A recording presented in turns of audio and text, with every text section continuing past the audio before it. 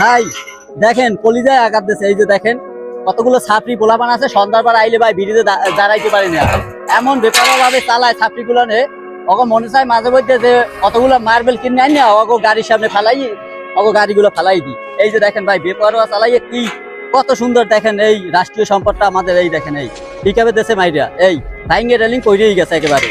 তো ভাই যারা আসেন সন্ধ্যার পরে এখানে ঘুরতে, একটু আল্লাহ রাস্তায় একটু ভাই একটু একটু আর রেস দিয়েন না ভাই, রেস দিয়েন না। কতগুলো ছাত্রী পোলাপান আছে রেস দেয়, বাইকের স্ট্যান্ড ফালাইয়া তারপরে যায় গার গার গার গার গার গার শব্দ করে। ভাই তবু আল্লাহর ফিরে তোরা এগুলো করিস না, রাষ্ট্রীয় সম্পদ এরকম ধ্বংস করিস না, নিজেকে জীবন ধ্বংস করিস না। দেখেন ভাই অবস্থা, আসি একটু মন খারাপ থাকে ভালো থাকে সবসময় এইখানে।